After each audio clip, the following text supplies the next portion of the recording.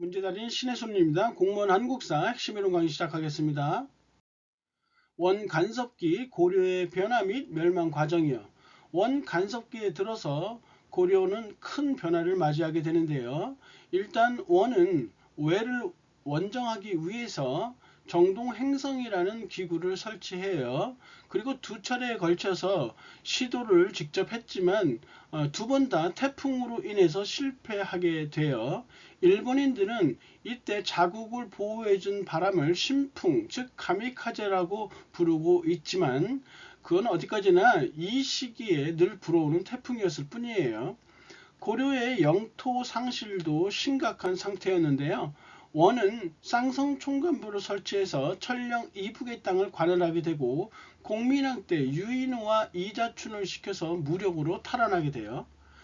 서경에는 동룡부를 설치해서 자비령 이북의 땅을 관할했는데 충렬왕 때 자비령 이북의 땅을 반환받게 되고 동룡부는 요양으로 이동하게 돼요. 공민왕 때 이 요양에 있는 동룡부를 공격하게 됐던 것이죠. 제주에는 탐라 총관부를 설치해서 군마를 양성하게 되는데 충렬왕 때 역시 수복하게 되고요.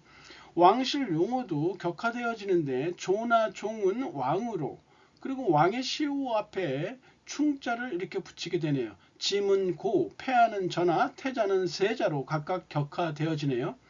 관제도 격화가 되어져요. 중서문화성과 상서성을 합쳐서 첨의부로 이렇게 바꾸고 육부를 사사로 이렇게 바꾸게 돼요. 그래서 이성육부 체제가 일부사사 체제로 바뀌게 되는 것이에요.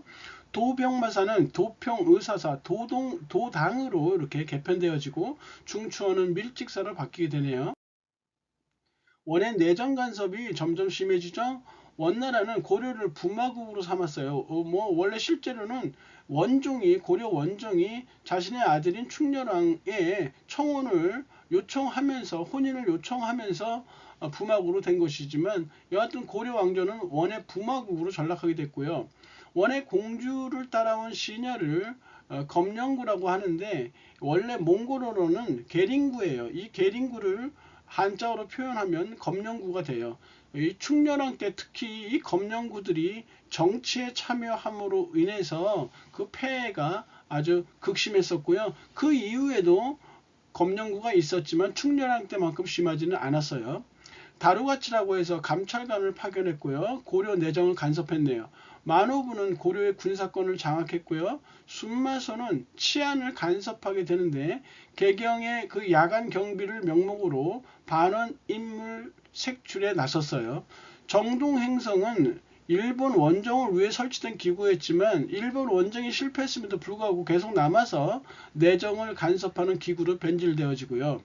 동로화라고 해서 인질정책이에요. 고려세자가 어린 시절을 원에서 보내게 되는 것이죠. 입성책동이라는 것은 친원파들이 고려 왕조를 포기하고 아예 몽골과 합치자라는 주장이에요. 이재현의 입성 반대 상소가 있었어요.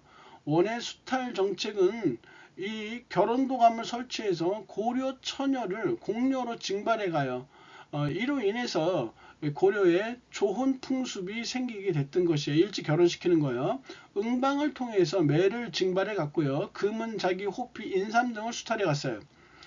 이 원간섭기에 이 고려에 몽골의 풍습이 유행하게 되는데 변발, 호복, 족두리, 연지, 그리고 이 고려 여인들이 원에 들어가면서 고려의 풍습도 몽골에서 유행해요. 고려 만두라든지 고려 병, 떡이죠. 그리고 이 검은 빛을 띤 이 청색의 기물들이 고려 기물들이 유행하게 되고요. 성리학과 목화, 화약 등이 원에서 전래되어지네요.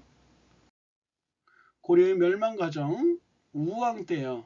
우왕 때 친원파이자 권문세족인 이이님 일파가 집권하게 돼요.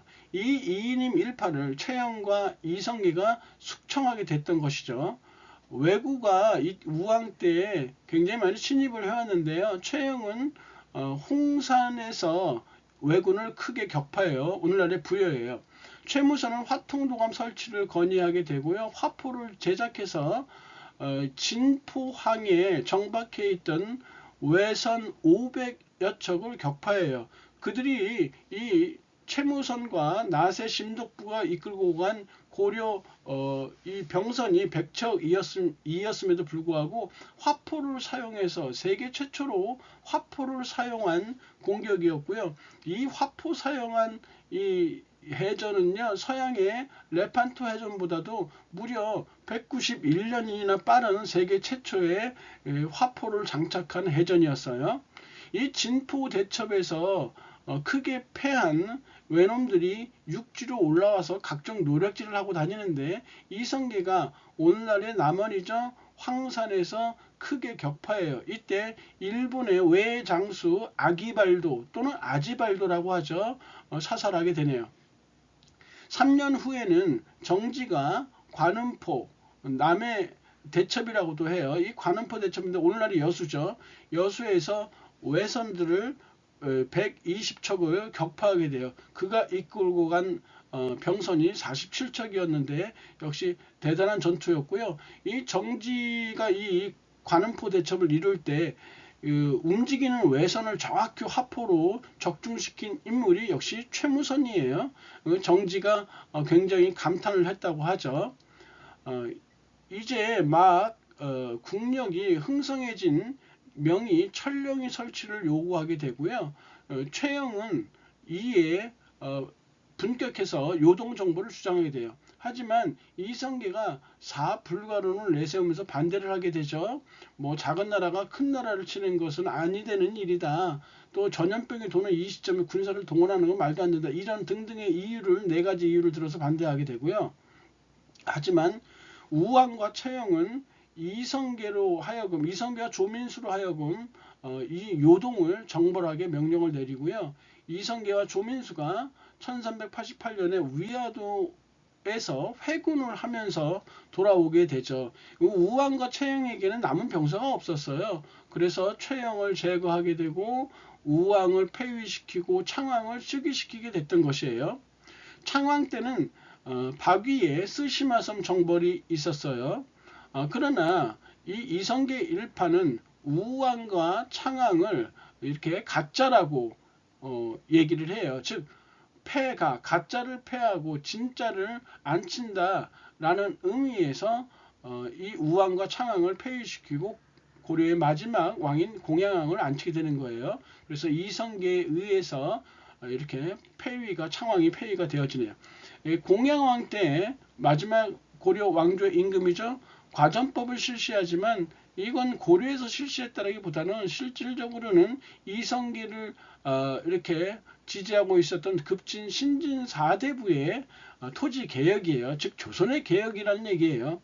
자섬 저하고에서 저하를 발행했지만 유통되지 못하고요. 묵과가 이때 실시되어지지만 조선 왕조에서의 묵과라고 보셔야 되겠죠. 이방원이 그의 부하를 이용해서 선주교에서 정몽주를 척살하게 되고요. 공양왕을 폐위하면서 고려는 멸망하게 되고 조선이 이때 건국되어지는 것이에요. 예시 문제. 다음 시와 관련된 인물. 좋은 말 살찌게 먹여서 시냇물에 씻겨 타고 종장에 대장부의 위국 충조를 세워볼까 하는 최영이에요. 최영의 호기가예요. 무인의 호기로움이 넘치는 시조죠. 그래서 1번 홍산 대첩이 바로 최영의 업적이죠. 2번 화통도감이니까 이건 최무선이고, 황산에서 아기발도 사살은 이성계예요. 그리고 관음포 앞바다에서 이거는 정진이에요. 정답 1번이고요. 강의진님 고생하셨고 다음 시간에 뵙겠습니다. 감사합니다.